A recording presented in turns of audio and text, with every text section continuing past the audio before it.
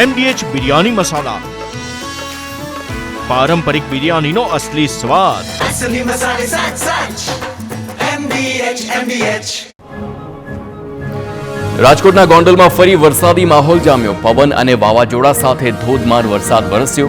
શહેરના વિવિધ વિસ્તારમાં marketing yard, bus station, railway station, jail Chowk, Mandvi Chowk સહિત અલગ અલગ વિસ્તારોમાં વરસાદ વરસ્યો.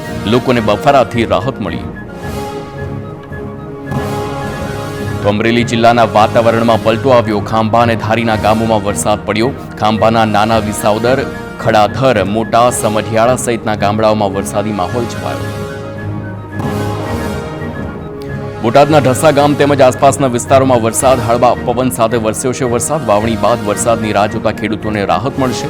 ભારે ઉકળાટ અને ગરમી વચ્ચે વરસાદ પડતા લોકોને રાહત.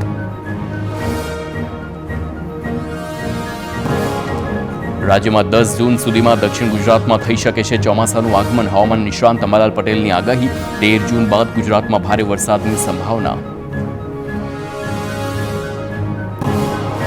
તો 14 થી 19 જૂન સુધી દરિયામાં બનશે મજબૂત સિસ્ટમ. 22 જૂન સુધી ચોમાસું ગુજરાત અને ઉત્તર ભારતને આવરી લે તેવી પણ પૂરેપૂરી શક્યતા. 21 થી 23 જૂન દરમિયાન ગુજરાતમાં પડશે ધોધમાર વરસાદ.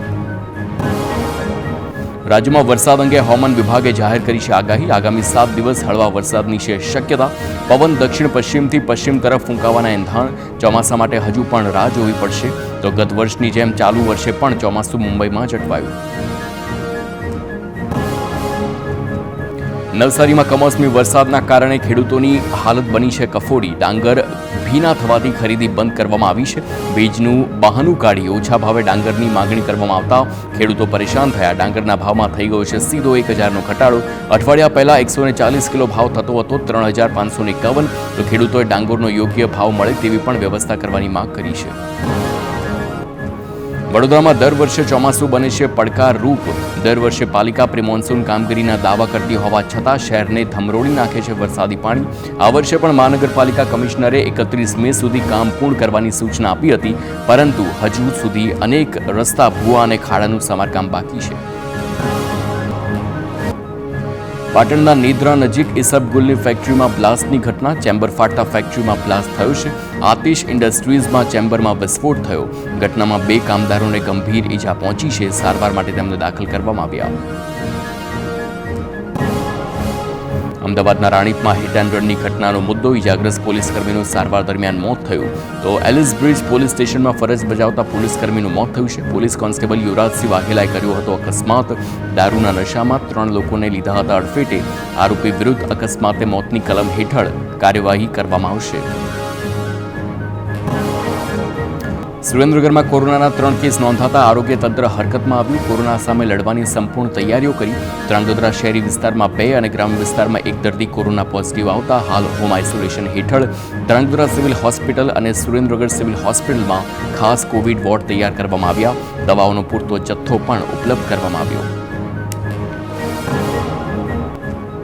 રાજકોટમાં વધુ 9 લોકોને લાગ્યો છે કોરોનાનો ચેપ, જેમાંથી 3 દર્દીઓની ટ્રાવેલ હિસ્ટ્રી સામે આવી છે.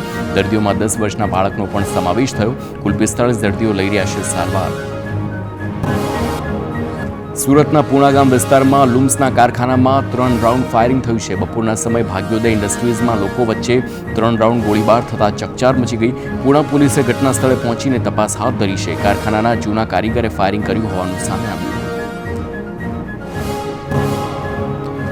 સુરતમાં રાજ્યની સૌથી મોટી સાયબર ઠગાઈનો પર્દાફાશ થયો. પોલીસ તપાસમાં આરોપી પાસે મળ્યા 164 બેંક એકાઉન્ટ, 89 ખાતાની તપાસ, 1445 કરોડના વ્યવહારો મળી આવ્યા.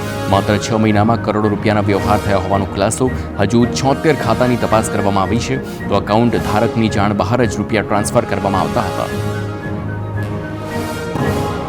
સુરતના અમરોલીમાં નકલી ચલણી નોટ સાથે યુવક ઝડપાયો છે. પોલીસે યુવક પાસેથી 8000ની નકલી ચલણી નોટો જપ્ત કરી છે.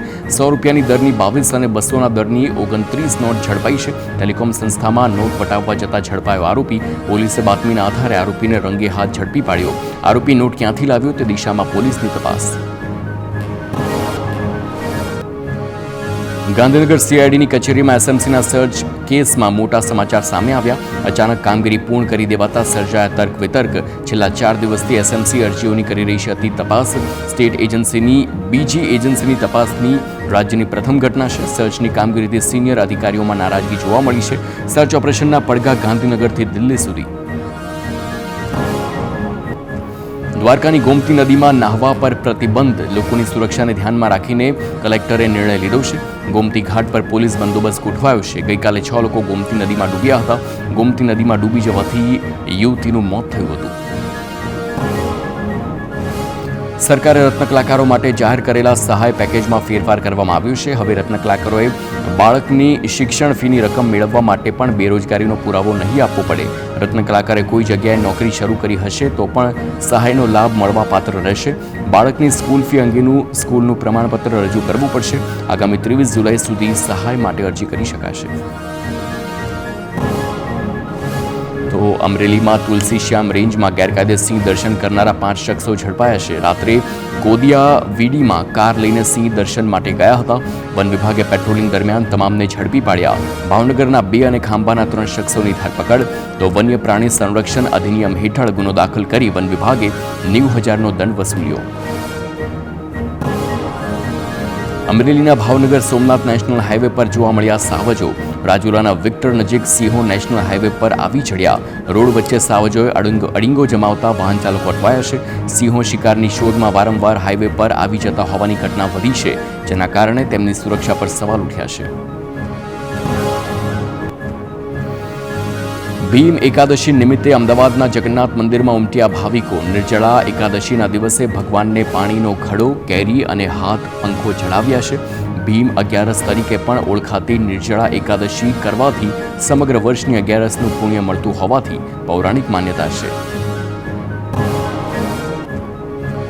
લોન ધારકો માટે આવ્યા છે રાહતના સમાચાર. રિઝર્વ બેંક ઓફ ઇન્ડિયાએ રેપો રેટમાં કર્યો છે ઘટાડો. રેપો રેટમાં 50 બેઝિસ પોઈન્ટનો કર્યો છે ઘટાડો. રેપો રેટ ઘટીને 5.50% થયો છે. રેપો રેટ ઘટતા હોમ લોન સહિતની લોન સસ્તી થશે. 5 મહિનામાં ત્રીજી વાર ઘટ્યો છે રેપો રેટ. તો અમદાવાદમાં ગુજરાત યુનિવર્સિટીમાં MSW વિભાગ કરાયો છે બંધ. MSW બંધ થતાં વિદ્યાર્થી સંગઠન ABVPએ નોંધાવ્યો છે વિરોધ. સમાજ સેવા ફિલ્ડમાં જવા માંગતા વિદ્યાર્થીઓને હાલાકી ભોગવવાનો વારો આવશે. ગુજરાત યુનિવર્સિટીમાં ફરી MSW શરૂ કરવાની માંગ. સસ્પેન્ડેડ પ્રોફેસરો અને યુનિવર્સિટીના કાનૂની લડતનો ભોગ વિદ્યાર્થી બન્યા છે. તો ગત વર્ષે પ્રવેશ આપ્યા બાદ MSWના વિદ્યાર્થીઓને કરી હતી મનાઈ. કોર્ટ કેસ થતાં ગુજરાત યુનિવર્સિટીએ ચાલુ વર્ષે પણ ન આપ્યો પ્રવેશ. અમદાવાદમાં વધુ એક સ્કૂલ સામે DEOની કાર્યવાહી. ઈસનપુરની વેદાંત ઇન્ટરનેશનલ સ્કૂલને DEOની નોટિસ. સ્કૂલે FRCના નિયમ કરતાં વધુ ફી ઉઘરાવતી. તો સ્કૂલે 37,000ને બદલે 47,000 ફી ઉઘરાવી હતી. તો PM પબ્લિક ગ્રીવન્સ પોર્ટલમાં ફરિયાદ થતાં નોટિસ. નિયમ ભંગ બદલ શાળાને 5 લાખનો દંડ પણ થઈ શકે. MDH કિચન મસાલા રસોડામાં હોય તો આપણે કાંઈ પણ બનાવી શકીએ છીએ. રીંગણાનો ઓળો, બટેટા ફુલાવર, ભીંડી મસાલા અને બીજું ઘણું બધું. MDH